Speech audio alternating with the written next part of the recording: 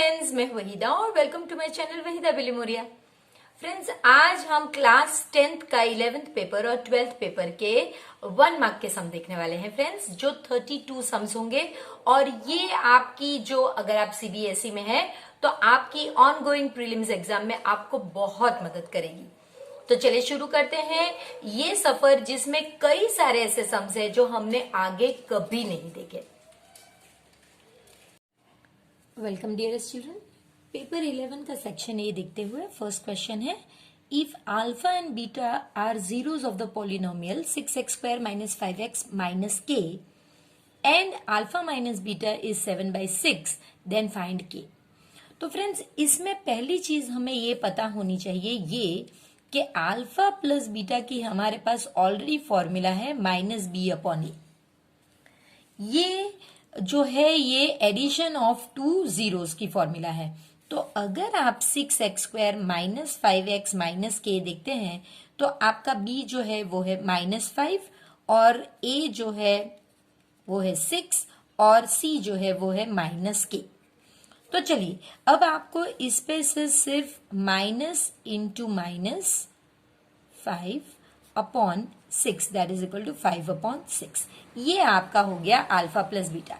अब आपके पास दो इक्वेशंस है, एक अल्फा प्लस बीटा 5/6 है और अल्फा माइनस बीटा जो है वो 7/6 है। ये एलिमिनेट होते हुए 2 alpha is equal to 5/6 plus 7/6 will be equal to 12/6 1 2, so that will be equal to 2, alpha will be equal to 1। अभी आपने अल्फा ढूंढा है, अब आप अल्फा को इन दो में से किसी भी एक में रिप्लेस करके बीटा ढूंढ सकते हैं। तो अगर मैं alpha minus beta is equal to 7/6 लेती हूं तो 1 minus beta is equal to 7/6, so 1 minus 7/6 is equal to beta. तो अब आपका आंसर आएगा -1/6। बीटा इज इक्वल टू 6 - 7 यानी -1/6।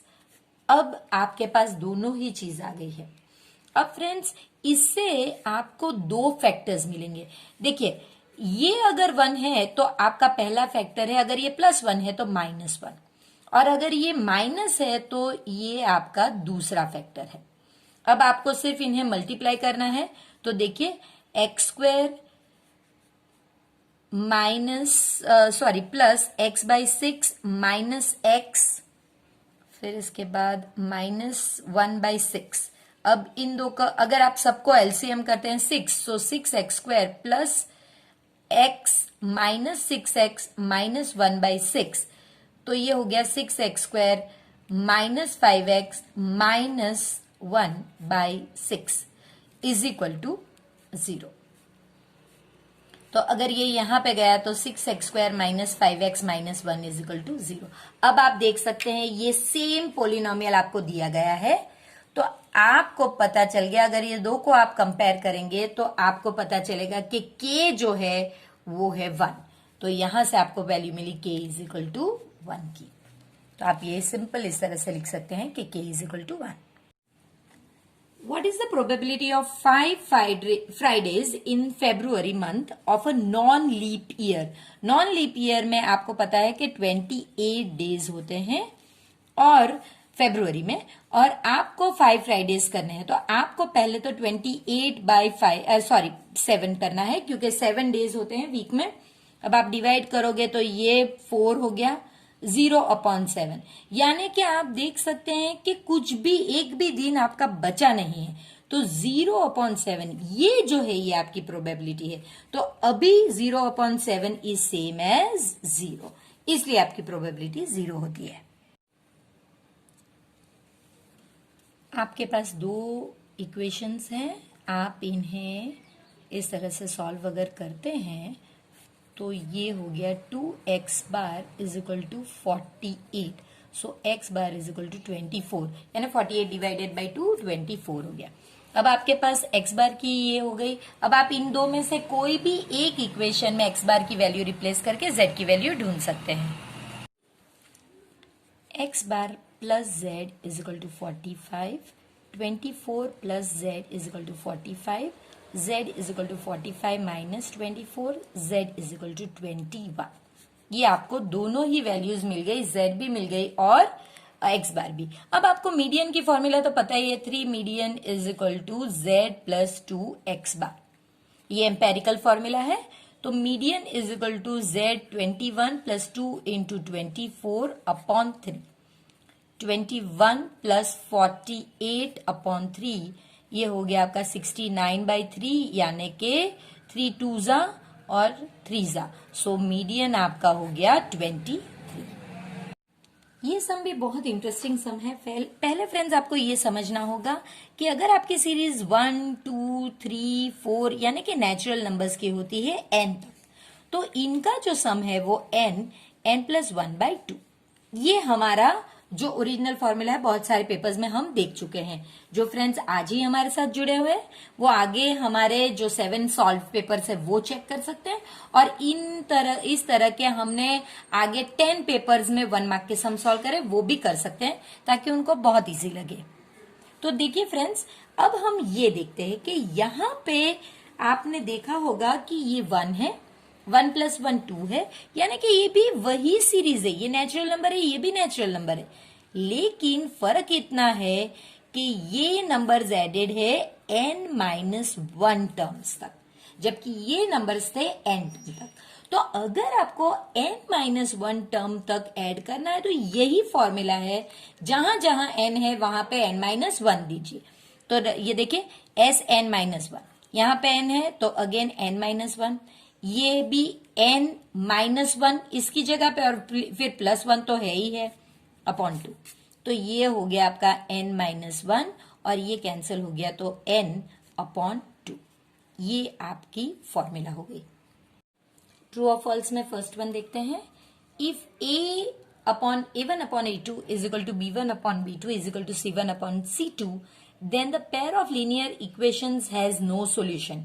no solution का मतलब है कि ये जो दोनों लाइंस आपको बनती है दो इक्वेशन से वो पैरेलल होगी। तो फ्रेंड्स यहाँ पे ये तो आंसर ट्रू है, हमें पता है कि भाई ये ट्रू है, लेकिन कैसे, तो वो हम तीनों तीन देख लेते हैं जो ऑप्शंस हो सकते हैं। देखिए, अगर a1 upon a2 is not equal to b1 upon b2 है, तब ये लाइंस जो है ये एक दूसरे को एक पॉइंट में इस तरह से इंटरसेक्ट करेंगी, यानी कि यहाँ पे 1 सॉल्यूशन होगा और ये कंसिस्टेंट कहा जाएगा। अगर ये a1 upon a2 is equal to b1 upon b2 is equal to c1 upon c2 होता है, तब ये लाइन सभी अगर सेम है तो ये दो लाइंस एक दूसरे के ऊपर इस तरह से होगी और यहाँ पे इनफाइनाइट सॉल्यूशंस होंगे, और ये कंसिस्टेंट के साथ साथ डिपेंडेंट भी होगा।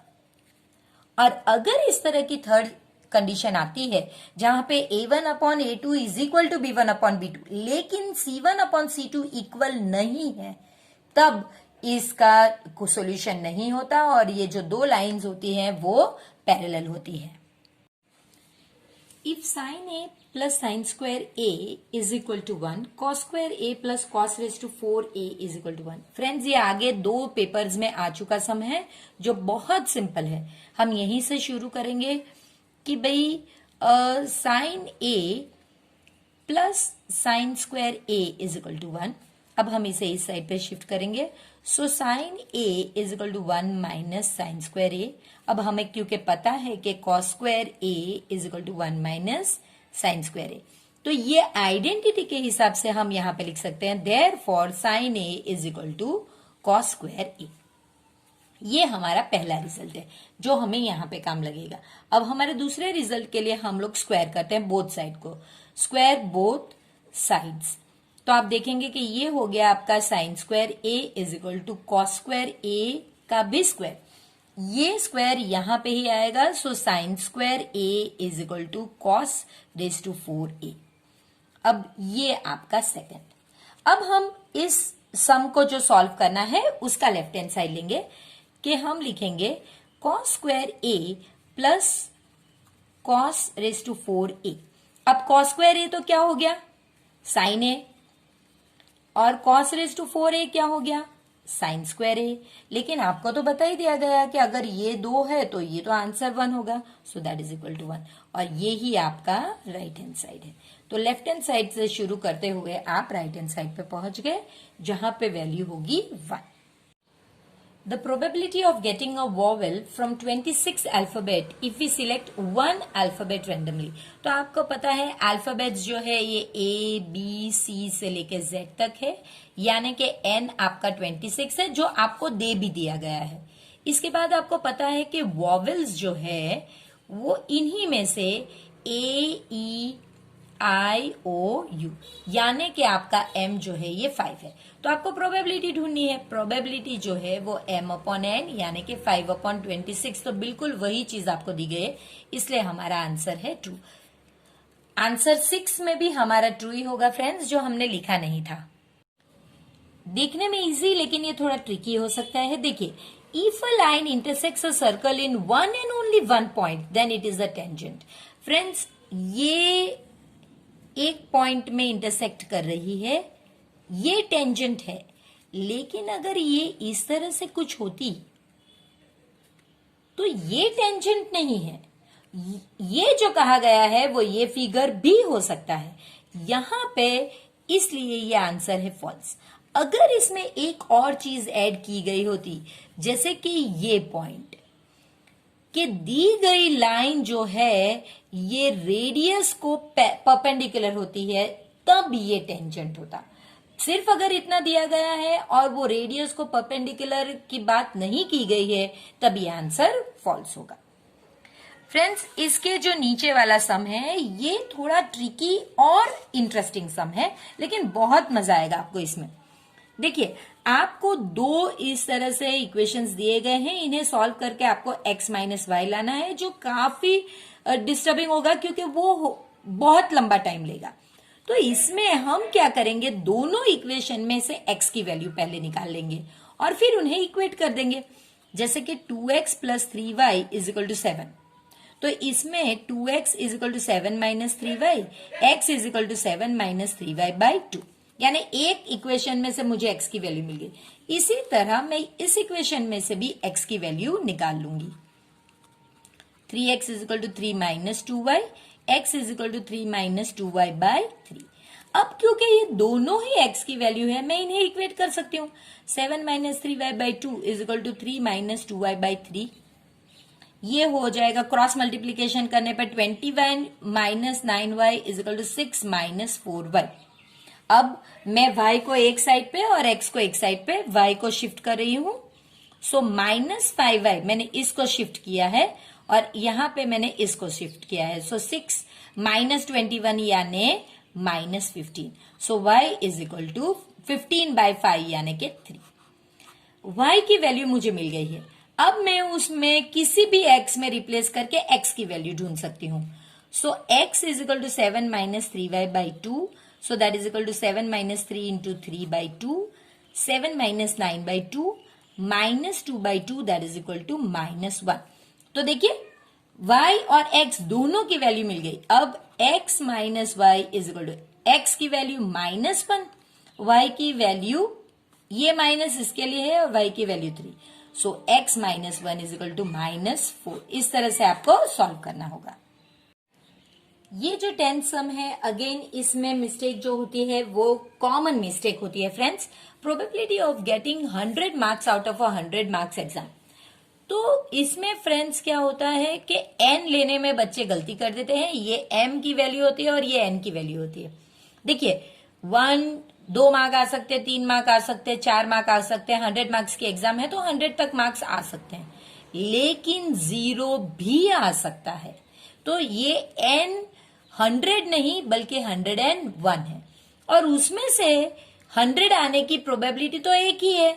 सो m आपका 1, so PA is equal to m upon n that is equal to 1 upon 101। तो ये आपका आंसर है, जहां पे हम 1 आउट ऑफ 101 ऑप्शंस होंगे, ना कि 1 आउट ऑफ 100।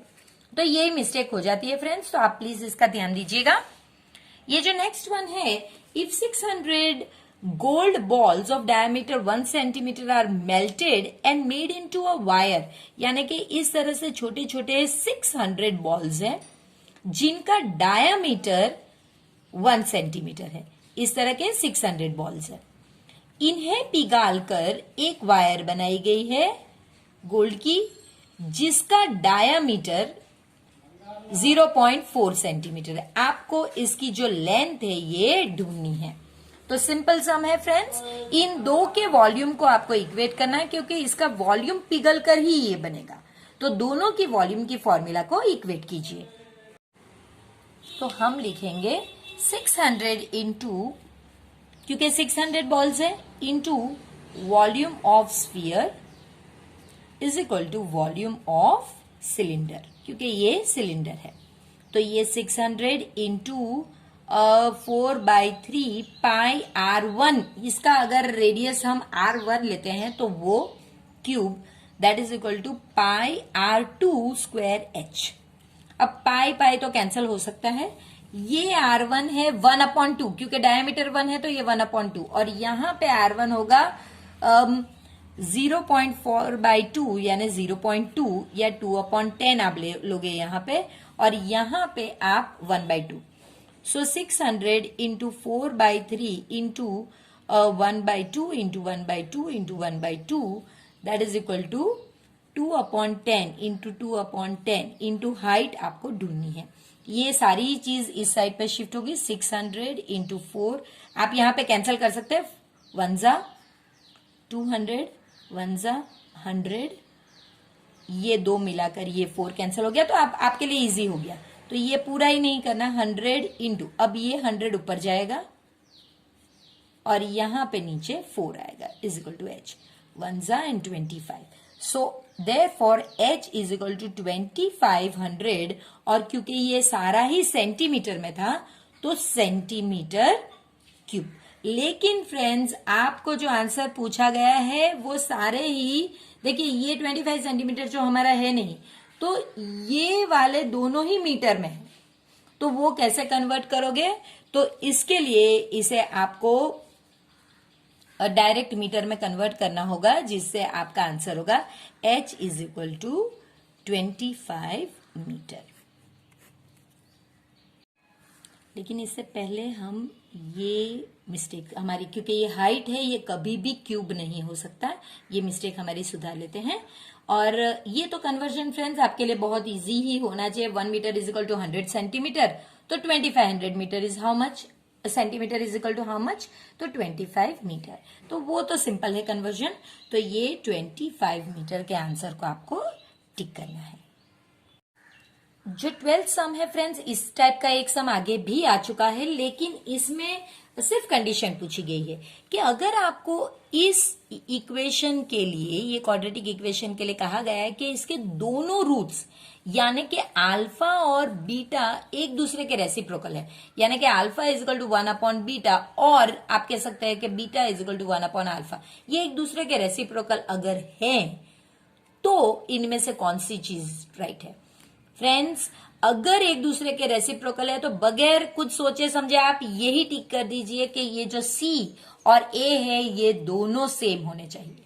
अगर ये दोनों रेसिप्रोकल है तो, उसके अलावा अगर ये ऑपोजिट इन साइन है तब आपको ये देखना होगा कि ये जो साइन है ये नेगेटिव है, और एक और चीज जो पूरा सम हमने आगे के पेपर में किया हुआ है, लेकिन यहां पे क्योंकि रेसिप्रोकल है ये दोनों का सेम होना जरूरी है। दिखने में बड़ा सम लेकिन बहुत सिंपल। चलिए यहीं से शुरुआत करते हैं। Cosec square x/2 minus cot square is equal to cot 45। अब अगर आप पेज 185 पे देखोगे तो कॉट 45 इज इक्वल टू 1 है। तो आप कोसेक स्क्वायर x/2, अभी इसे तवज्जो ही मत दीजिए, ये सिंपल सम है एकदम। अब आप आइडेंटिटी याद कीजिए। आइडेंटिटी हमारे पास ये है कि cosec square theta minus cot square theta is equal to 1। तो कब ये दो का सब्ट्रैक्शन 1 हो सकता है? जब ये दोनों के जो ये थीटा है ये सेम है। इसका मतलब फ्रेंड्स है कि ये और ये दोनों ही थीटा है, यानी आप इन्हें इक्वेट कर सकते हैं। They all both of them are equal to theta. तो अब हम इसे यूज नहीं करेंगे, हम ये दो को ही यूज करेंगे, और इसलिए 3x is equal to 2x plus 60, 3x minus 2x is equal to 60, x is equal to 60। तो आपको x की वैल्यू इतनी इजीली मिल गई। What is the probability of number selected from one digit natural number and that the number is odd? तो पहले तो आपको पता होना चाहिए कि 1 डिजिट नेचुरल नंबर कौन से हैं। तो नेचुरल नंबर है तो नेचुरली 1 से स्टार्ट होंगे, 1 2 3 4 5 6 7 8 और 9, सिर्फ इतने ही नंबर, यानी कि आपका n जो है ये 9 है। और इनमें से आपको प्रोबेबिलिटी किसकी ढूंढनी है? ऑड की। तो ऑड हमारे पास है 1 3 5 7 और 9, तो m हमारे हो गए 5। तो हमारी जो प्रोबेबिलिटी है ये है m/n, यानी कि 5/9।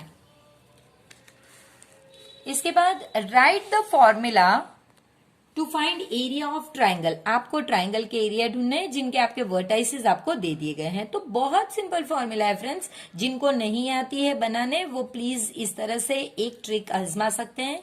इसके कोऑर्डिनेट्स है x1 y1, x2 y2, x3 y3 और a फिर से आ रहे हैं तो x1 y1।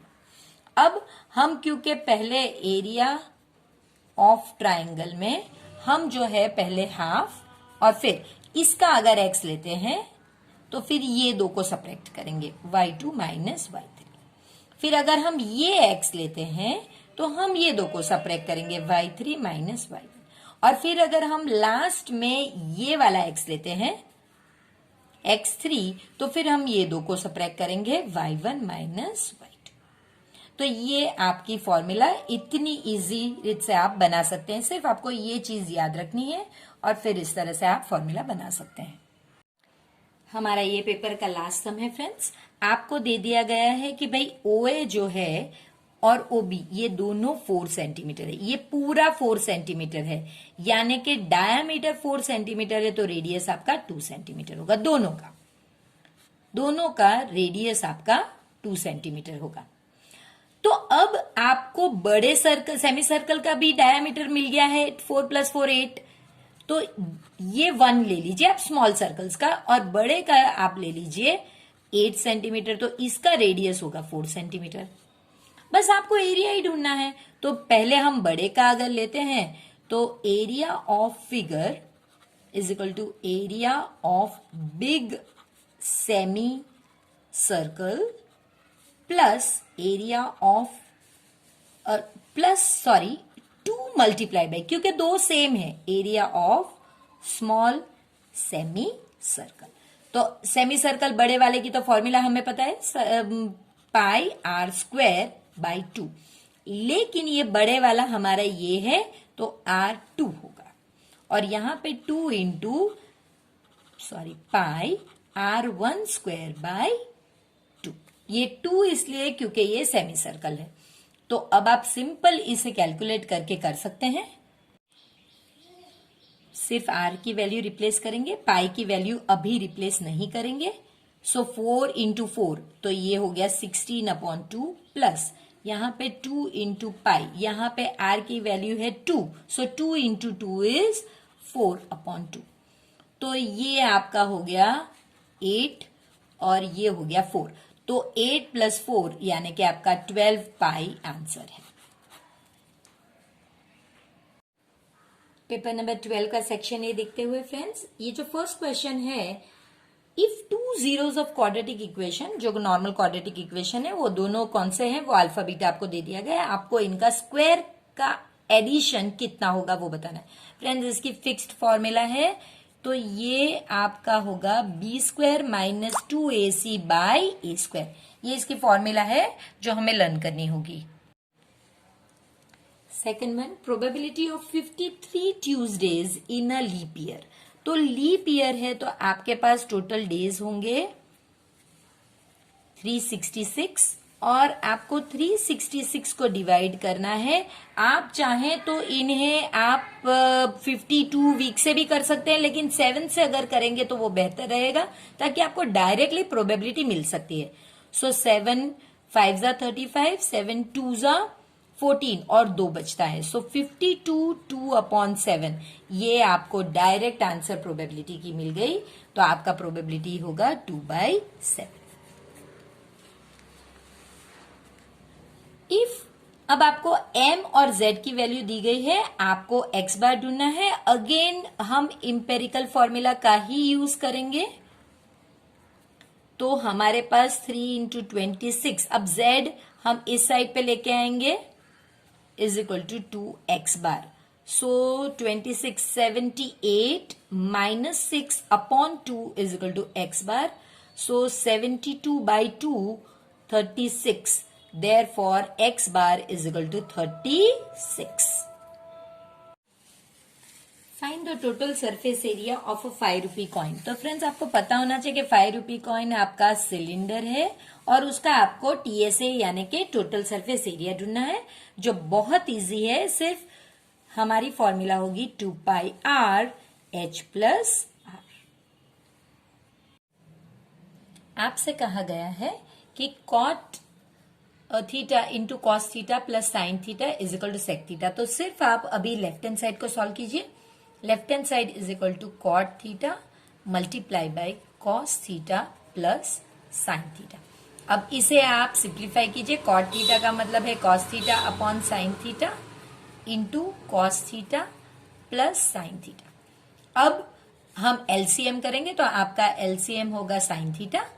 तो यहां पे होगा cos square theta upon sine theta plus sine square theta upon sine theta.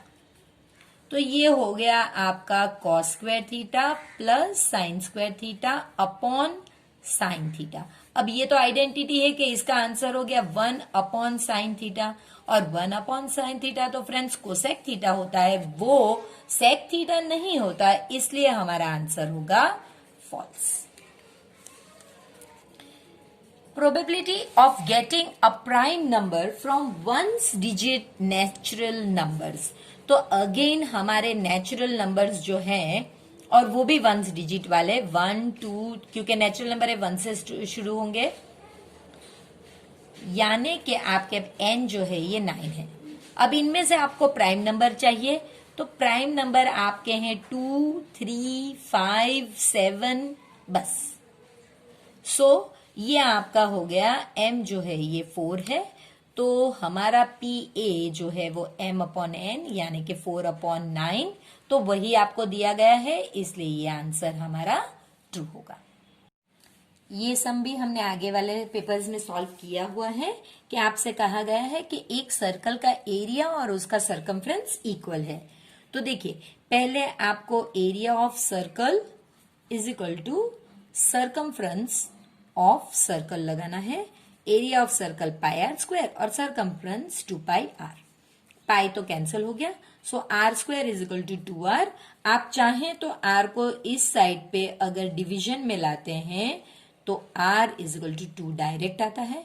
अगर इस स्टेप के बाद आपने ये स्टेप किया, r² minus 2r is equal to 0, r minus 2 is equal to 0, r is equal to 0 और r minus 2 is equal to 0, r is equal to 2। यानी यहाँ पे 2 आंसर आए, लेकिन रेडियस कभी 0 नहीं हो सकता, तो हम ये ना लेकर ये लेंगे, तभी भी आपका answer r is equal to 2 ही आएगा जो आपको दिया गया है, इसलिए हमारा आंसर होगा ट्रू। ये जो सम है फ्रेंड्स, ये भी बहुत इंटरेस्टिंग सम है। कहा गया है कि ये 3 नंबर्स कंसेक्यूटिव टर्म से एपी में आपको k की वैल्यू 4 दी गई है। फ्रेंड्स, अगर एपी है तो आपका D1 should be equal to D2। तो D1 क्या है? 13 में से आप 2k प्लस 1 को सब्ट्रैक्ट करेंगे, वो इसमें से अगर आप ये सब्ट्रैक्ट करते हैं उतना ही आना चाहिए। So 13 minus 2k minus 1 is equal to 5k minus 16। अब हम k को एक साइड पे शिफ्ट कर लेंगे और ये आपका 12 plus 16 is equal to 5k और ये यहाँ पे plus 2k। 7k is equal to 28, k is equal to 28/7, k is equal to 4। जो आंसर आपको ऑलरेडी दिया गया था, इसलिए हमारा आंसर ट्रू है।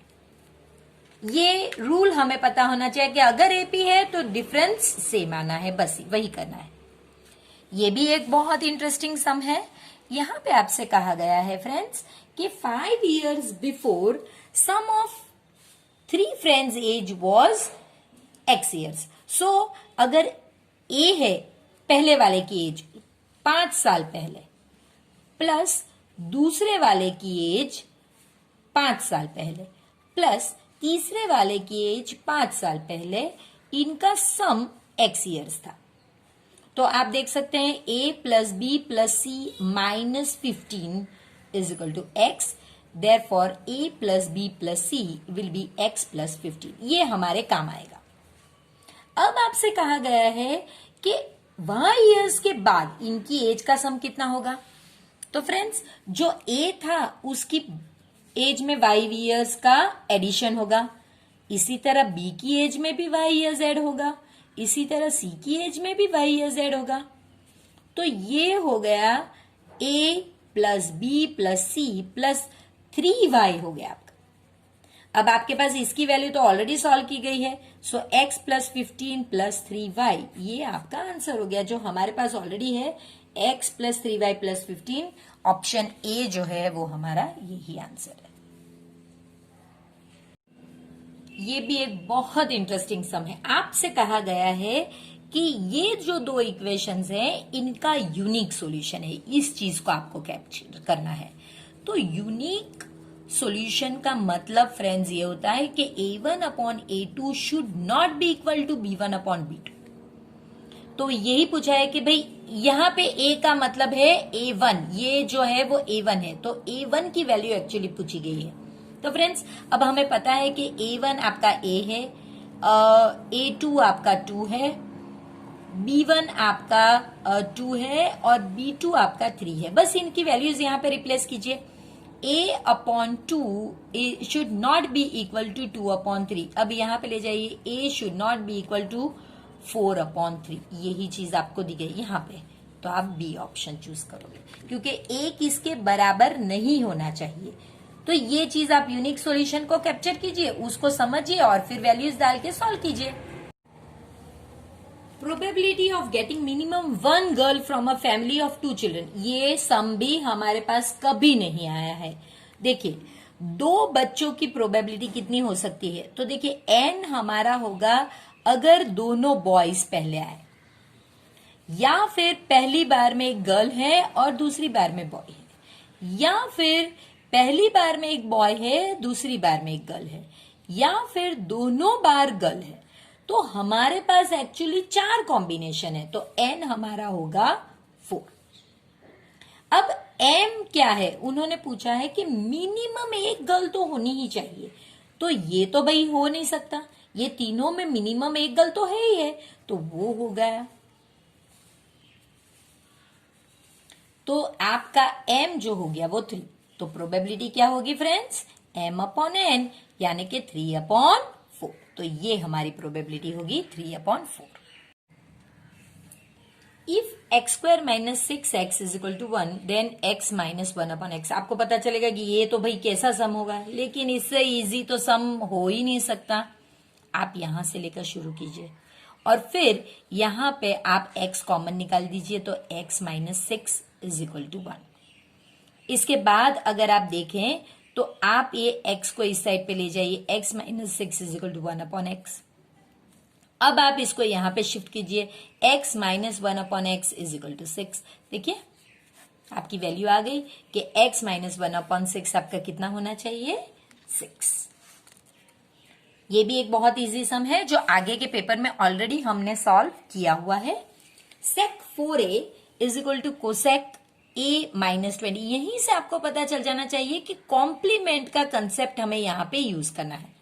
तो चलिए sec 4a is equal to cosec a minus 20 degree. आप किसी को भी चेंज कर सकते हैं, मैं इसको कॉम्प्लीमेंट करूंगी। तो sec का कॉम्प्लीमेंट होगा cosec 90 minus 4a is equal to cosec a minus 20 degree. अब देखिए दोनों कोसेक है तो दोनों कैंसिल हो जाएंगे और ये दोनों इक्वेट हो जाएंगे। 90 minus 4a is equal to a minus 20 degree. a को साथ कर देंगे, 90 plus 20 is equal to a plus 4a। Therefore 5a is equal to 110, a is equal to 110 by 5, a is equal to 22 degree. तो आपका a की value 22 degree आ गई, जो acute angle ही है। ये भी सिंपल है।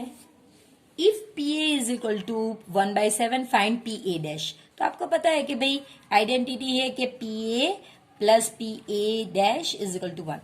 तो अगर आपको PA डैश यानी कि नॉट A ढूंढना है, 1 माइनस PA।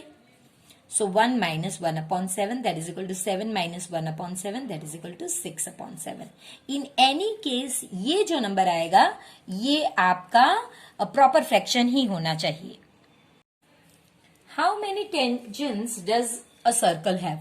तो फ्रेंड्स सर्कल के तो इनफाइनाइट टेंजेंट्स हो सकते हैं, कोई भी पॉइंट से आप टेंजेंट्स ड्रॉ कर सकते हैं। क्योंकि मैंने पेन से ड्रॉ किया है फ्रेंड्स तो मेरे लिए इतने टेंजेंट्स ड्रॉ है, लेकिन आंसर है इनफाइनाइट टेंजेंट्स हो सकते हैं एक सर्कल के लिए। तो ये आपका आंसर होगा। अब ये जो लास्ट वन है ये बहुत इंटरेस्टिंग है, तो चलिए देखते हैं इसे। आपसे कहा गया है कि ये एक स्क्वायर है, इसका सपोज ABCD है, ये 1 और x, 5 और 2, 5 और 6 और 1 और 6 है। आपको ये x की वैल्यू है ये ढूंढनी है। तो फ्रेंड्स अगर ये स्क्वायर है तो ये साइड और ये साइड सेम होनी चाहिए।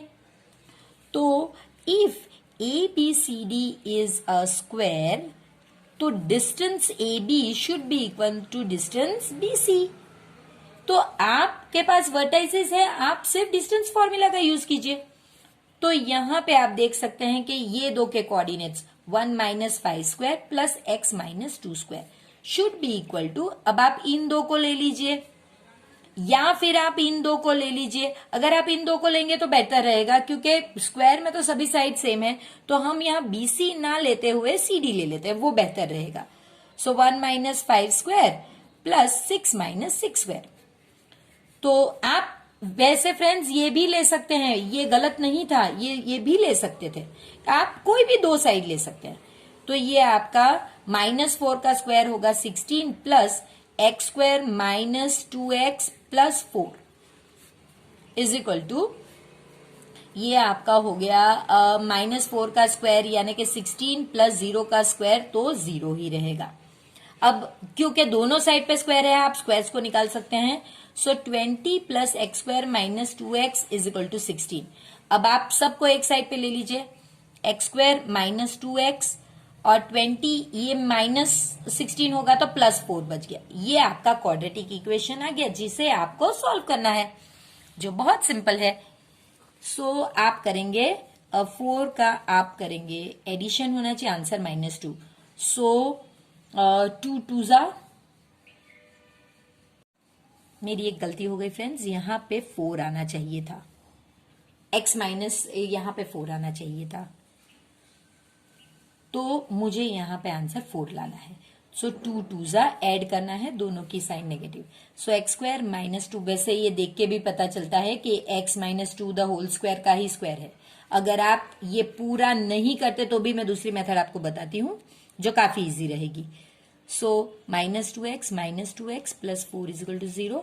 सो x ये दो और ये दो, x minus 2 x minus 2 is equal to 0, x minus 2 is equal to 0। So x is equal to 2, ये आपको पता चल गया। अगर ये आपने नहीं किया होता तो यहां से एक और इजी मेथड भी थी। देखिए आप यहां से आप करते √16 प्लस इसे कुछ नहीं करते, इसे आप ऐसे ही रहने देते, इज इक्वल टू यहां पे 16, ये दोनों निकल जाते। 16 plus x minus 2 square is equal to 16। अब आप 16 को इस साइड पे शिफ्ट कर देते। देखिए अब आप ये स्क्वायर निकालने के लिए इसका रूट कर देते, तो वो 0 ही रहता, x minus 2 is equal to 0, so x is equal to 2। ये भी एक दूसरी मेथड है जो काफी इजी रहती है इसके अलग। अब आप पे है, आप देख लीजिए आपको कौन सी मेथड ज्यादा सुटेबल है। तो फ्रेंड्स, मैं ये आशा करती हूँ कि आपका नॉलेज बढ़ा ही होगा ये वीडियो को देखकर, और आपको जरूर ये थोड़े जो कंसेप्ट हैं ये आपको एग्जाम में बहुत मदद करेंगे। तो चलिए फिर मिलते हैं नए पेपर के सेट के साथ, और वहां पे भी हम यही पैटर्न सॉल्व करेंगे जहां पे हम 1 मार्क के क्वेश्चंस पहले देखेंगे और फिर हम पार्ट 2 पे जैसे कि 2 मार्क के सम्स पे जाएंगे। तो फ्रेंड्स, मैं ये आशा करती हूँ कि आप इस वीडियो को लाइक जरूर करेंगे और प्लीज अपने फ्रेंड्स के साथ इसे शेयर भी जरूर कीजिए, और चैनल को अपना सपोर्ट यूं ही देते रहिए सब्सक्राइब कर।